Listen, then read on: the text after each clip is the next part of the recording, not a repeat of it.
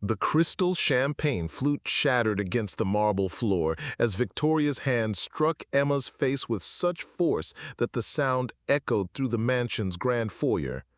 What happened next would shake the foundation of one of America's wealthiest families forever. The billionaire patriarch's response left everyone speechless and changed everything in ways no one saw coming.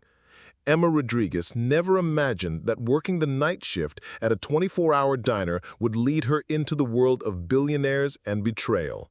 She was 23, fresh out of community college with a business degree she'd earned while juggling 3 jobs to pay rent on her tiny studio apartment in downtown Chicago. Before we jump back in, tell us where you're tuning in from, and if this story touches you, make sure you're subscribed, because tomorrow I've saved something extra special for you. Her days were filled with the smell of coffee and the constant hum of exhausted conversations from customers seeking refuge from their own complicated lives.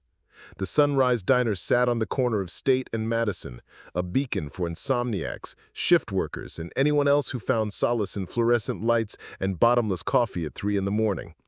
Emma had been working there for 2 years, saving every penny she could while applying for better positions during the day. Her dream was simple: open her own small business, maybe a bakery or a consulting firm for small entrepreneurs. She wasn't looking for wealth or status, just stability and the chance to build something meaningful with her own hands. Emma's childhood had taught her the value of hard work and humility. Raised by her grandmother Maria after her parents died in a car accident when she was 8, she learned early that love meant sacrifice and that dignity came from honest labor, not inherited privilege. Maria Rodriguez had immigrated from Mexico with nothing but determination and built a life cleaning offices and taking care of other people's children. She'd raised Emma with firm principles: treat everyone with respect, work harder than expected, and never let anyone make you feel small for where you came from. The night that changed everything started like any other Tuesday in October. Emma was wiping down tables when the door chimed and a young man walked in alone. He wasn't the typical late-night crowd. His clothes were expensive but understated, and he carried himself with quiet confidence rather than arrogance. Most wealthy people who wandered into the diner treated it like slumming, but this man seemed genuinely comfortable in the simple surroundings. He ordered coffee and apple pie, sitting in the corner booth where he could watch the street through rain-streaked windows. Emma noticed he wasn't checking his phone constantly like most customers. Instead, he seemed to be thinking, processing something heavy. When she refilled his coffee, he looked up with tired eyes and offered a genuine smile. "Long night?" Emma asked, her natural warmth overriding her usual professional distance. "Long year, actually," he replied, with a laugh that held more exhaustion than humor. "I'm Michael, by the way, Michael Westfield." Emma introduced herself, and they fell into easy conversation during the quiet moments between other customers. Michael was thoughtful and asked questions about her life with genuine interest. He didn't talk about his work or background, focusing instead on her dreams and aspirations. When she mentioned wanting to start her own business, his eyes lit up with enthusiasm rather than condescension.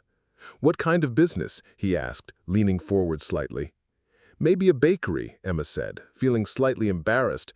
"I know it sounds small compared to what most people want, but I love baking, and there's something beautiful about creating something that brings people comfort." "That doesn't sound small at all," Michael said seriously. "That sounds like understanding what really matters." Michael became a regular customer, appearing 2 or 3 times a week around midnight.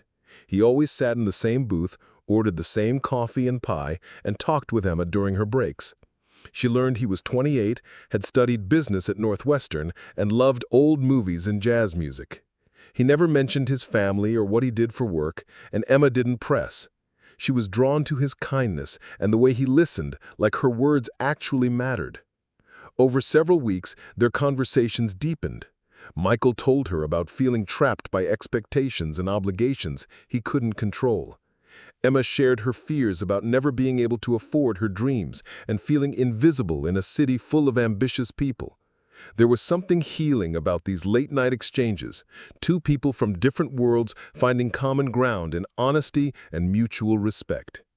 When Michael finally asked Emma out on a proper date, he suggested a small Italian restaurant in her neighborhood rather than anywhere flashy. He picked her up in a modest sedan, not the expensive car she might have expected. They walked around Lincoln Park afterwards, talking about books and sharing stories from their childhoods. Emma found herself falling for his gentleness and the way he made her feel seen and valued. Their relationship developed slowly and naturally. Michael would take Emma to museums, local concerts, and quiet restaurants where they could talk for hours. He never tried to impress her with expensive gifts or exclusive venues. Preparing and narrating this story took us a lot of time, so if you are enjoying it, subscribe to our channel. It means a lot to us. Now back to the story. Instead, he seemed to genuinely enjoy simple pleasures, cooking dinner together in her small kitchen, watching classic films on her second-hand couch, walking through farmers markets on Saturday mornings. It wasn't until they'd been dating for 4 months that Emma began to understand who Michael really was. She'd noticed small things that didn't quite add up. His extensive knowledge of business and finance, the way servers and maitre d's treated him with unusual deference, the expensive watch he wore despite his otherwise modest appearance. The revelation came accidentally when they were having dinner at a small bistro and the owner approached their table with obvious excitement. "Mr. Westfield," the owner said, his voice filled with gratitude, "I can't thank you enough for the loan program. My nephew was able to expand his restaurant in Milwaukee because of your foundation." Michael looked uncomfortable but graciously accepted the man's thanks. After the owner left, Emma stared at Michael with new understanding. She'd heard the name Westfield before, seen it on buildings and in business news. The Westfield Group was one of the largest real estate and investment companies in the Midwest, worth billions of dollars. "You're that Westfield," Emma said quietly. Michael nodded, looking almost ashamed. "I wanted to tell you, but I needed to know that you cared about me, not what my family has." Emma's first instinct was to feel betrayed, but looking at Michael's nervous expression, she realized he'd been protecting something precious, the possibility of being loved for himself rather than his inheritance. She reached across the table and took his hand. "I fell in love with the man who sits in my diner at midnight eating apple pie and talking about jazz music," she said. "That doesn't change because I know your last name now." The relief on Michael's face was profound. He told her about growing up in a family where relationships were often transactional, where people befriended him for access to wealth and connections.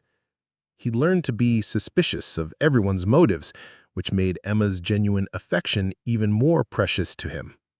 But Emma's acceptance of Michael's wealth didn't mean the rest of his family would accept her. The Westfield family was Chicago royalty, their name attached to hospitals, universities, and cultural institutions throughout the city. Michael's mother, Victoria Westfield, had spent decades carefully curating the family's social circle and her son's romantic prospects. She had specific expectations about the type of woman who would marry into their dynasty. Michael had been dreading introducing Emma to his family, knowing his mother's preferences ran toward women from similar backgrounds. Daughters of business partners, socialites from established families, women who understood the unspoken rules of high society. Emma's working-class background and humble lifestyle would be seen as deficits rather than strengths. The introduction happened at the family's annual Christmas party held at their Lake Forest estate. Emma spent weeks anxiously preparing, buying the most formal dress she could afford, and researching proper etiquette for such events. Michael tried to reassure her that being herself would be enough, but Emma could sense his own nervousness about the evening. The Westfield mansion was overwhelming in its grandeur. Crystal chandeliers, original artwork, and enough space to house 20 families like Emma's. The guests were exactly what she'd expected: wealthy, polished, and speaking in the coded language of old money. Emma felt like an imposter, despite Michael's supportive presence beside her. Victoria Westfield was a formidable woman in her mid-50s. elegant and sharp-eyed, with the kind of confidence that came from never doubting her place in the world. When Michael introduced Emma, Victoria's smile was polite but cool, her handshake brief and dismissive.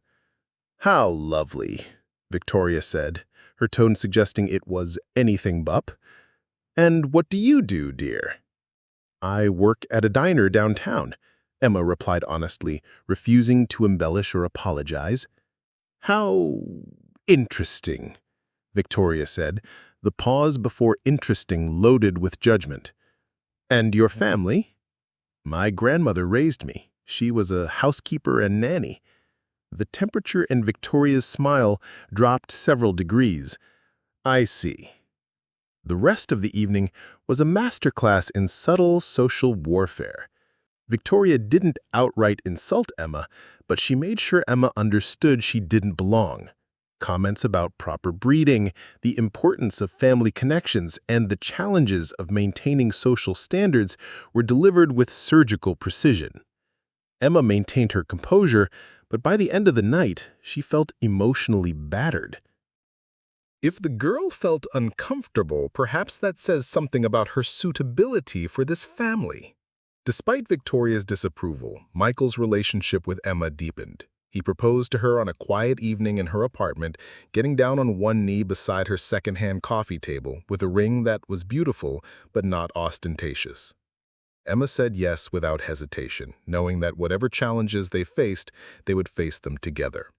The engagement announcement sent shockwaves through Chicago's high society. Victoria had been expecting Michael to marry someone from their social circle, possibly the daughter of a business associate she'd been subtly promoting for months. Instead, her son was marrying a diner waitress with no family connections or social standing. Victoria's campaign against Emma began immediately. She questioned Emma's motives constantly, suggesting to anyone who would listen that the girl was obviously after the family fortune.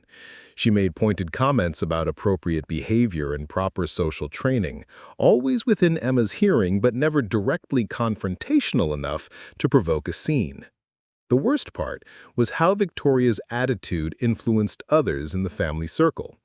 Michael's sister Caroline, who had initially been friendly, became distant and cold after private conversations with their mother.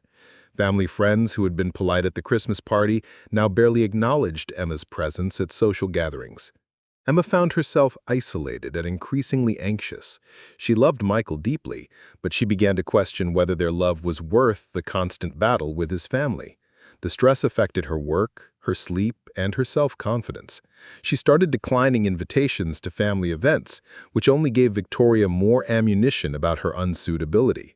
Michael tried to shield Emma from the worst of his mother's behavior, but Victoria was cunning about her attacks, timing them for moments when Michael wasn't present. She would make cutting remarks about Emma's appearance, her background, or her presumed motivations, always delivered with a smile that made confrontation difficult. The situation came to a head during the engagement party Victoria insisted on hosting. Emma had hoped they could have a small, intimate celebration, but Victoria declared that the Westfield family had standards to maintain. The party was held at the Chicago Athletic Association with 200 guests from the city's social elite. Emma felt like she was on display, being evaluated and found wanting by every person in the room.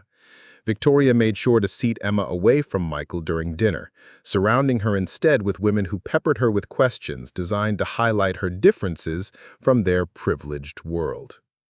As the evening progressed, Emma excused herself to the restroom, needing a moment to collect herself. When she emerged, she found Victoria waiting in the hallway, no longer bothering to maintain her public facade of politeness. "We need to have a conversation," Victoria said, her voice cold and commanding. Emma followed Victoria to a private alcove, her heart pounding with anticipation of the confrontation she'd been dreading for months. This was where her simple life would collide with the complex world of wealth and power, setting the stage for a battle that would determine not just her future with Michael, but her own sense of self-worth and dignity. Victoria's eyes blazed with fury as she cornered Emma in the private alcove. "You think you're clever, don't you, playing the innocent little working girl to trap my son?" Emma straightened her shoulders, drawing on the strength her grandmother had instilled in her. I love Michael. That's not a trap, it's the truth. Love, she laughed bitterly. You love his bank account. Girls like you always do. You see a wealthy man and suddenly develop feelings. Her voice dripped with contempt. I've watched women throw themselves at my son since he was 16. You're just more calculating than most. You don't know anything about me, Emma replied quietly, refusing to raise her voice despite Victoria's aggression. I know everything I need to know. You work at a greasy diner, you have no family worth mentioning, and you're using my son to escape your pathetic circumstances. Victoria stepped closer, her designer perfume overwhelming in the small space. But I won't let you destroy everything our family has built. Emma felt tears threatening but blinked them away. Michael chose me. That should matter to you because he's your son. Michael is naive about women like you. He sees your act and thinks it's genuine, but I know better. You'll take what you can get, then move on to someone richer when the opportunity arises. The accusation hit Emma like a physical blow. After months of Victoria's subtle cruelty, hearing her deepest fears voiced so brutally was devastating. That's not true. I would never hurt Michael. Spare me the performance. I'm offering you $5 million to disappear from my son's life permanently. Take the money, move somewhere far from Chicago, and never contact him again. Emma stared at Victoria in shock. The casual way she threw around such an enormous sum showed how little she understood about Emma's character. You think I can be bought? Everyone has a price. $5 million is more money than someone like you could earn in several lifetimes. You could live comfortably anywhere in the world. I don't want your money. I want your son, and he wants me. We're getting married whether you approve or not. Victoria's composure cracked slightly. Over my dead body, I will not watch some gold-digging waitress parade around as a Westfield. Our family has standards. Your standards seem to involve judging people by their bank accounts rather than their character, Emma said, finding her voice growing stronger. Michael loves me because I see him as a person, not a wallet. Maybe that's something you should try.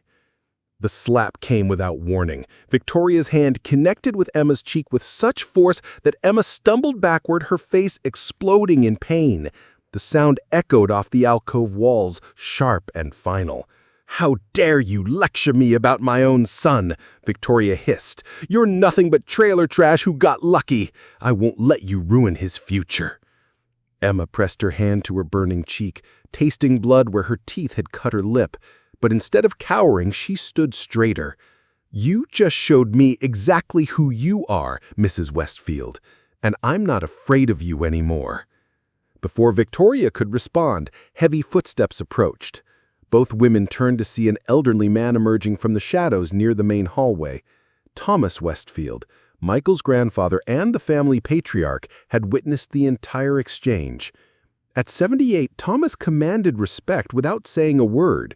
He'd built the Westfield empire from a small construction company into a billion-dollar conglomerate, and his presence still dominated any room he entered.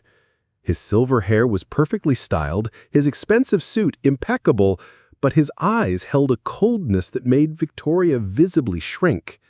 "Victoria," he said, his voice deadly quiet, "did I just witness you assault this young woman?" Victoria's face went pale. "Father, you don't understand the situation. This girl is trying to manipulate Michael for money." "I understand perfectly. I've been watching this situation develop for months, and I've seen enough." Thomas approached Emma, his expression softening with concern. "Are you injured, my dear?" Emma shook her head, though her cheek was already swelling. "I'm okay, Mr. Westfield." Thomas examined her face with the gentleness of someone accustomed to taking care of others. Then he turned back to his daughter-in-law with an expression that could freeze hellfire. "Security," he called, his voice carrying easily through the venue. Within seconds, 2 professional guards appeared. Please escort Mrs. Victoria Westfield from the premises immediately. She is no longer welcome at this event. Victoria's jaw dropped. You can't be serious. I organized this entire party. And now you're leaving it, permanently. Thomas's voice brooked no argument. Your behavior tonight is unacceptable and embarrassing to our family name. She's a gold digger, Victoria protested desperately. I was protecting Michael from making the biggest mistake of his life. The only mistake being made here is your assumption that you have any authority over my grandson's choices. Thomas stepped closer to Victoria, and despite being older, his presence was overwhelming. I built this family's fortune, and I decide who belongs in it, not you. The security guards moved toward Victoria, who was now trembling with rage and humiliation. This is ridiculous. She's beneath us. She doesn't understand our world. Our world? Thomas laughed, but there was no humor in it. Victoria, I started with nothing. I worked construction jobs and saved every penny to build what we have today. This young woman reminds me of myself at her age, hardworking, honest, and unimpressed by empty status symbols. Michael appeared around the corner, having noticed the commotion. When he saw Emma's injured face and his mother flanked by security guards, his expression darkened with understanding. What happened here? He demanded, moving immediately to Emma's side. Your mother struck Emma. She also offered her $5 million to leave you, which Emma refused. Michael's face went white with shock and fury. Mom, how could you do this? I was protecting you, Victoria said weakly, but her defiance was crumbling under the weight of universal condemnation. By assaulting the woman I love, by trying to bribe her?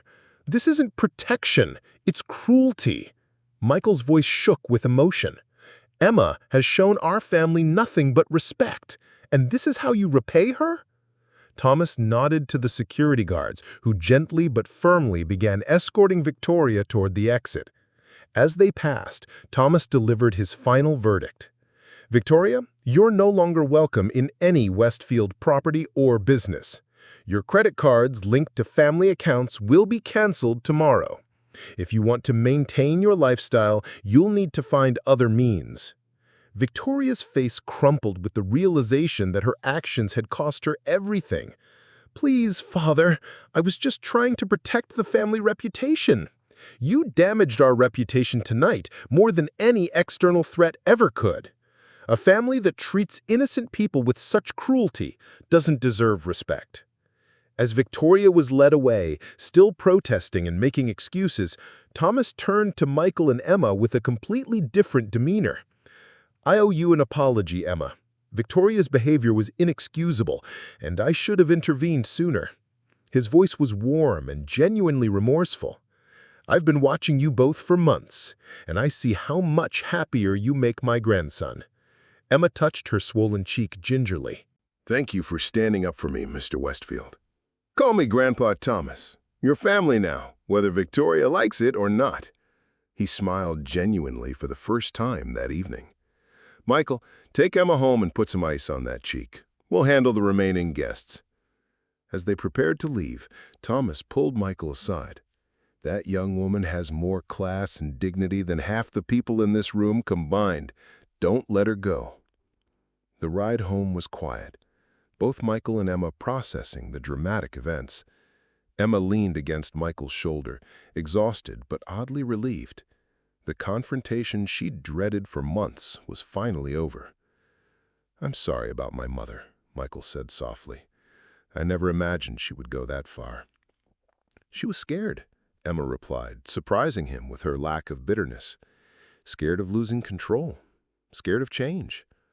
I almost feel sorry for her. Michael looked at Emma with amazement. Even after being assaulted and humiliated, she could find compassion for her attacker. It was one of the many reasons he loved her so deeply. 3 months later, Michael and Emma were married in a small ceremony at Thomas's private estate. Victoria was notably absent, having moved to their vacation home in Florida after Thomas followed through on his promises. Caroline chose to attend, finally free from her mother's influence and genuinely warming to Emma. Thomas walked Emma down the aisle, since her grandmother had passed away the previous year. During his toast at the reception, he spoke about how Emma had brought authenticity and joy back into their family. "True wealth isn't measured in dollars," he said, raising his glass. "It's measured in the quality of relationships we build and the integrity we maintain. Emma has made us all richer in the ways that truly matter." Emma's bakery opened 6 months after the wedding, funded by Thomas as a wedding gift. "Every family should have someone who understands the value of creating something beautiful from simple ingredients," he said when presenting her with the keys. The business thrived, not just because of financial backing, but because Emma's genuine care for her customers created a loyal following. She hired several women from difficult backgrounds, giving them the same opportunities for dignity and advancement that she'd once craved. Victoria attempted reconciliation twice, both times rejected by Michael and Thomas. Her letters were returned unopened, her calls blocked. She'd made her choice that night in the alcove, and the consequences were permanent. Emma never regretted refusing Victoria's bribe or enduring her abuse. The confrontation had revealed everyone's true character and cleared the path for an authentic life with Michael. Sometimes the most painful moments create space for the most beautiful transformations. On their first anniversary, Michael and Emma returned to the Sunrise Diner where they'd met. The same booth, the same apple pie.